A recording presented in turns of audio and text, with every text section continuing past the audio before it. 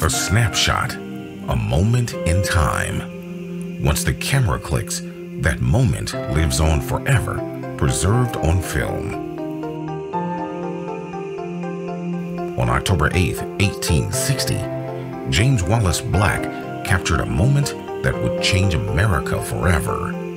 It was a picture of his hometown, Boston. It wasn't what he captured, but how.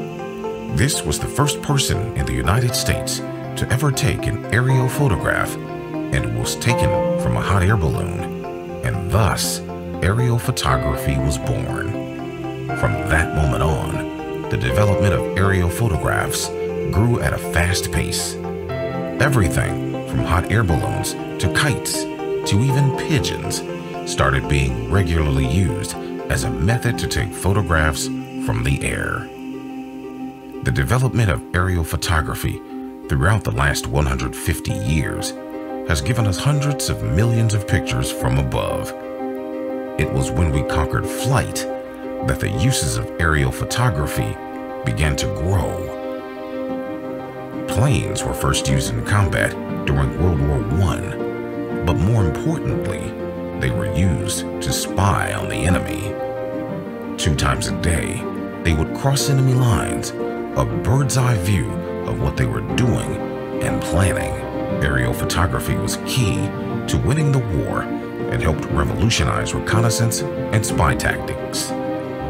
One World War I pilot would take those skills back to his home state of Texas. Originally a World War I ace fighter pilot, Edgar Tobin got out of the war and started up one of the first aerial photography businesses in the United States. He commercialized the process and began to hire aerial photography teams to fly over and map out territories using Fairchild aerial cameras to capture shots of the land below.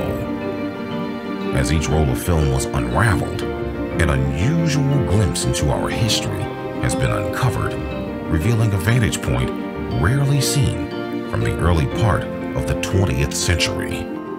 Well, the Tobin collection starts in 1928 with a large amount of the stuff that's essentially from the golden age of flight. During the golden age of flight, technological development in both the aircraft and photography industries carved out a path for new innovations.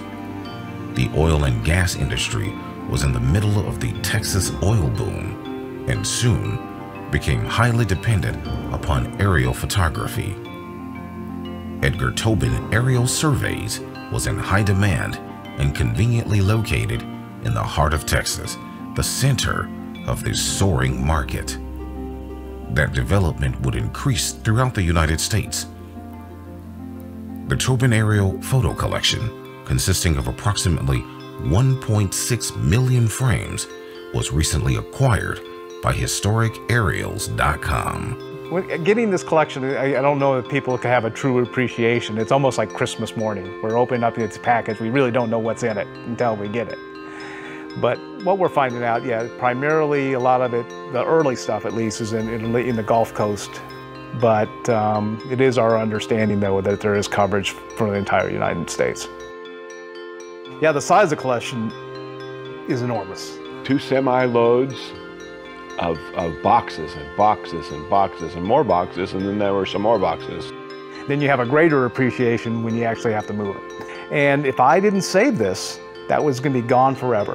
So let's just scan the whole thing, make sure we preserve it, because one of the things that we have found over the time, sometimes we open up a can of film and it's bad.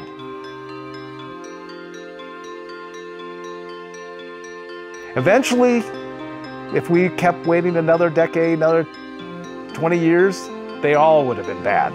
In addition to surveys for the oil and gas industry, aerial photographs became an essential component to agricultural studies, geological research, as well as reconnaissance and surveillance.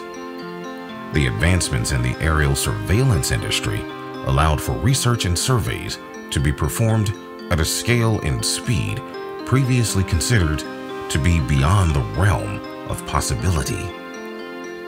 In the digital age of today, we can take a snapshot of each innovation and how it came to be, from the pigeon to the drone, the first aerial photograph to daily satellite coverage of the planet, from the Hubble telescope to landing on Mars. History and evolution has developed our path to the future, built upon the roots of our past pioneers.